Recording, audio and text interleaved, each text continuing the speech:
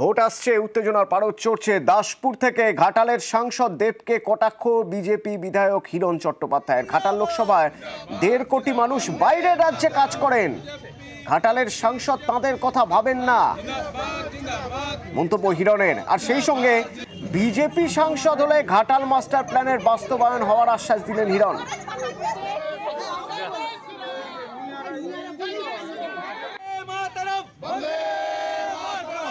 প্রতিনিধি সুকান্ত আমার সঙ্গে ফোনে রয়েছেন। সুকান্ত, ঘাটালে দাঁড়িয়ে সাংসদ দেবের বিরুদ্ধে হিরণের গুরুতর অভিযোগ যে এই যে 1.5 কোটি মানুষ ঘাটালের বাইরে কাজ করেন, তাদের কথা সাংসদ ভাবেন না। আর কি বললেন?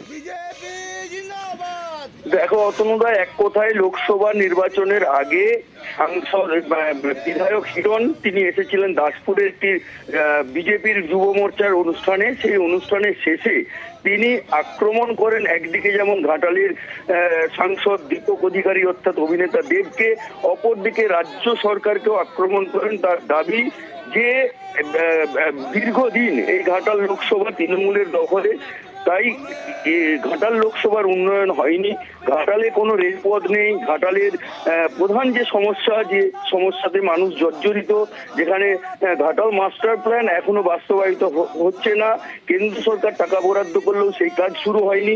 তিনি এই সব প্রসঙ্গ তুলে বলেন যে বিজেপির সাংসদ আসলে তাহলে এই উন্নয়ন 1 মাসের মধ্যে হয়ে যাবে, ঘাটালে মাস্টার প্ল্যান হয়ে যাবে, ঘাটালে রেলপথ হয়ে যাবে এবং ঘাটালের যে 1.5 কোটি মানুষ যারা পরিযায়ী শ্রমিক বিভিন্ন ভিন রাজ্য ভিন দেশে কাজ করে তাদের কর্মসংস্থানের ব্যবস্থা করা হবে।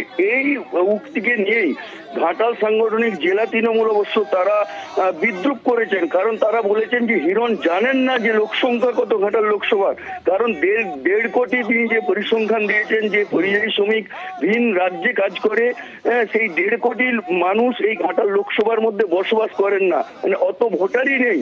অতএব তিনি যে প্রলাপ বকছেন সেইটি উল্লেখ করে কি বলছেন ঘাটালে গিয়ে দেবকে কটাক্ষ করে বিজেপি বিধায়ক হিরণ, পাল্টা তৃণমূল জেলা তৃণমূল কি বলছে তাও শোনাবো আপনাদের।